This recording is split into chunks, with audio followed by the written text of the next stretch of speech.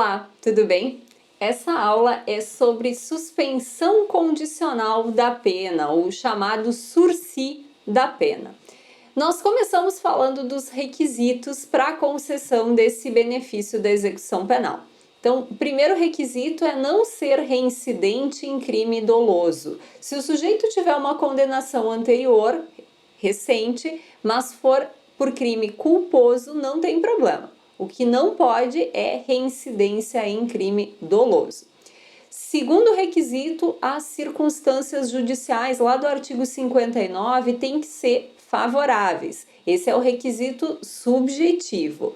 E também não pode ser possível a substituição da pena privativa de liberdade por pena restritiva de direitos ou por multa, que é a circunstância prevista no artigo 44 do Código Penal. Então, o sursi da pena é um benefício residual. A preferência sempre é pela substituição da pena. Não sendo possível a substituição, exemplo, porque o crime tem violência e grave ameaça, aí sim se fala no benefício do sursi da pena. Depois nós temos aqui as classificações. Podemos falar em 3 tipos de sursi: o sursi simples, o etário e o humanitário. O sursi simples é aquele para condenações até 2 anos, inclusive 2 anos, e aí o juiz vai fixar o tempo de prova, o tempo de suspensão, o tempo dessa pena ficar paralisada. E o tempo vai ser no mínimo de 2, no máximo de 4 anos. Quando nós falamos no sursi etário, nós estamos pensando num condenado que tem 70 anos ou mais. E no humanitário, num condenado que tem problema de saúde, por isso a gente vai aplicar a suspensão condicional da pena. Nesses 2 casos, ou seja, no caso do sursi etário e do sursi humanitário, se amplia a faixa de condenação. Então, ela não é apenas até 2 anos, ela passa a ser para condenações até 4 anos. Assim como aumenta essa faixa, a faixa da quantidade de pena fixada na condenação, aumenta também o período de prova, que passa a ser de 4 a 6 anos. Lembrando aqui que nós temos dentro da Lei de Crimes Ambientais um outro tipo de sursi lá específico para a Lei de Crimes Ambientais, que também tem outra faixa, que é para condenações até 3 anos. Em relação às condições, elas são fixadas pelo juiz numa decisão que vai propriamente orientar como vai funcionar essa suspensão condicional da pena. O normal é que no primeiro ano haja a obrigação de prestar serviços à comunidade ou então limitação de final de semana, que é ficar 5 horas no sábado e 5 horas no domingo na casa de albergado ou em outro estabelecimento adequado indicado pelo juízo.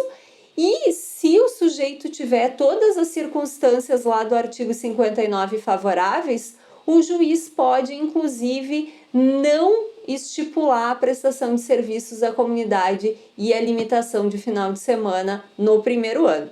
E aí as condições seriam ainda mais brandas. Lembro também que o sursi da pena não abrange as penas restritivas de direito e também não abrange as penas de multa. Então é só para pena privativa de liberdade. Um detalhe importante: nós não podemos confundir o sursi da pena com o sursi do processo. Quando nós falamos em suspender a pena, significa que já teve todo um processo criminal, já teve uma condenação e já transitou em julgado.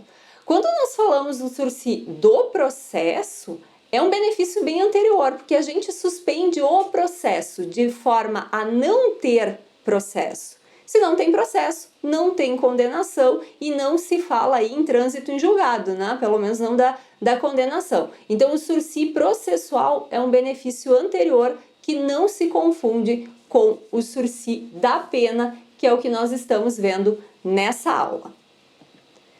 Em relação à revogação, o Código Penal estipula situações de revogação obrigatória e situações de revogação facultativa.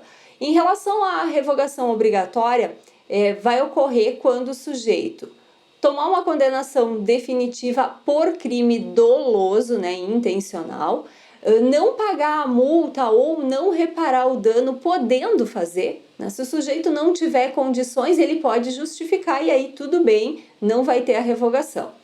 E deixar de cumprir as exigências do primeiro ano, né? A prestação de serviços à comunidade, a limitação de final de semana. Já em relação à revogação facultativa, ela ocorre por condenação por crime culposo ou por contravenção penal, ou então por não cumprimento de alguma outra das exigências fixadas pelo juiz. Sobre as observações. Caso o beneficiário seja processado por outro delito, o sursi vai ser prorrogado até o julgamento definitivo. E aí a gente tem duas opções. Se o sujeito for absolvido nesse segundo processo, se extingue a pena em relação ao primeiro também. Se o sujeito for condenado, aí a gente vai ter a revogação, conforme nós já vimos anteriormente.